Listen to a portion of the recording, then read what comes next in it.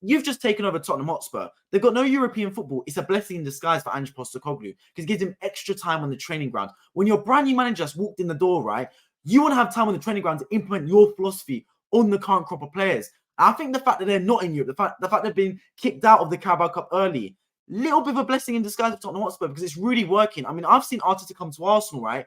And in a season where Arsenal didn't have Champions League or Europa League, that one season where they filmed the All or Nothing documentary, Arsenal just got miles better. You couldn't believe it. It was completely overnight. They just completely transitioned into an actually decent football team. And I think something similar has happened with Tottenham Hotspur. Now, going into this season, having seen Harry Kane depart the club for Bayern Munich, many would have expected Tottenham to basically dissolve into nothingness.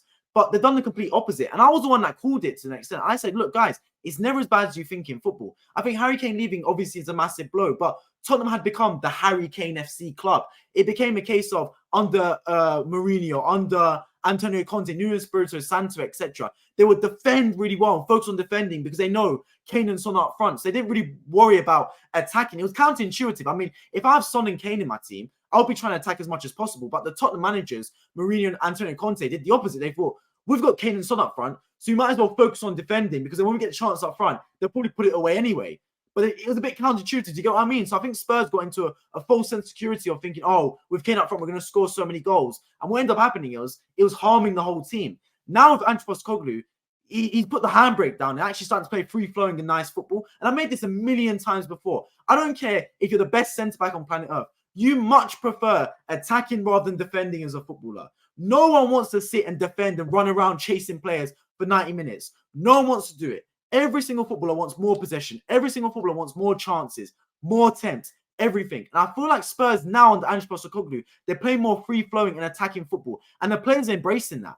You brought in players like Maddison, for example. You got Sarr, Bissouma. Obviously, Bissouma didn't play today against Fulham, but players like that who are really embracing this new style of football, getting on the ball, making things happen. They've gone from 3 or 4 years of defensive, grueling, chasing the ball around, just really vigilant, just resolute, stuck in position type stuff, marshaled like an army, into now playing a bit more like magicians, a bit more flair. Everyone's free flowing, everyone's running around the football pitch, playing with a smile on their face, etc. I think the players are embracing that. So I think you've got to give Ange Postecoglou a heap of credit for that. Now, obviously, I think he's been really lucky that he's come off the back of it, Antonio Conte and Jose Mourinho, because even if you play an ounce of forward-thinking football, Spurs fans are going to take to it like a duck to water because they've been so used to the negative football that's been displayed before under the managers that I mentioned previously. So I think that's really helped Ange Postecoglou. But nothing about Ange Postecoglou, and I said this the minute he walked in the door, actually, from his first press conference, his first match. Forget the football on the pitch for a second. I really like the way this man holds himself and his accountability. Now, this is actually such an underrated aspect of being a football manager.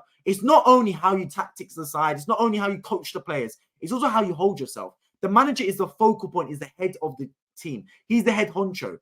The players embody the manager. Is your manager going to be very boisterous and fiery and jumping around everywhere? More often than not, your team will embrace that. I mean, what's been a critic of Mikel Arteta, my club Arsenal, right? Is Arteta's a little bit too animated, he's a little bit too ants in your pants, running around everywhere, jumping up and down. What's Ange Postecoglou on the other hand? He's very calm, very reserved. And what we're seeing now from Tottenham is a very calm and reserved team. I mean, many would have expected for Tottenham to win 6 games and draw 2 in the opening 8 matches, to come today against Fulham, the late kickoff on a Monday evening after everyone else has played, knowing that they need to win to go back to the top of the Premier League table, basically. Many would expect them to go, you know what, we're probably going to drop points here. It's a Spursy thing, right, to drop points. But what did we get on the flip side? Not only did we get a Spurs victory, we got a Spurs victory that was controlled and resolute and convincing from minute 1 to 90. It never really looked like it was out of the equation that Spurs were going to win this football match. They were in complete control from minute 1 to 90. And I think they deserve a heap of credit for that, Ange Postecoglou. I think he's instilled that in his side. And not just that about Tottenham. This is a brand new Tottenham team. I mean, I spoke about my club Arsenal at length, right? How we look at the Arsenal now with Saliba, Gabriel, Ben White, and Tomiyasu Zinchenko. You parallel that with a few seasons back when you got Socrates, Mustafi, Koscielny, Bellerin, or Ainsley Maitland-Niles. You've got Monreal or players like that. Do you get what I mean? Playing at left back. And you're sitting there thinking, it's Kolasinac as well. Like, it's night and day, the two teams. It's the same with Tottenham Hotspur now. This isn't Davinson Sanchez and Eric Dyer and Ben Davies and Emerson Royale. It's Pedro Porro, Christian Romero, Mickey van der Ven, and of course Destiny Udogie. And instead of Hugo Lloris, who was making mistakes for fun last season, you've got Vicario now, who for me has been one of the most underrated signings of the season. Made a fantastic stop in the first half against João Paulinho. So not only are they playing better football, their team has improved as a whole as well under Tottenham, and they've used the Harry Kane money well. Because Losing Harry Kane would have been a blow to them, but they didn't just sit there and go, we lost Harry Kane. Oh, let's try and sign another striker that's going to match Harry Kane's ability. They assessed it just like Liverpool did a few seasons back. When they lost Coutinho, Liverpool didn't go and try and get a Coutinho ilk player. They signed a player that helped the rest of the squad. Now, I appreciate that they signed players like Mickey van der Ven, Pedro Porro, Destiny Udogie obviously signed January, etc. James Maddison before Harry Kane was let go of. But surely Daniel Levy and Spurs had in the back of their mind that Harry Kane's probably going to leave Tottenham. It's just a matter of when, not a matter of if. So let's reinvest the money wisely. They signed Mickey van der Ven, Vicario. You've got James Maddison, etc. 3 players already who are starting players for Tottenham. You sprinkle that in with Bissouma, who's found himself a new job at Tottenham after Conte refused to pay him. Sarr, who looks like a brand new player this season.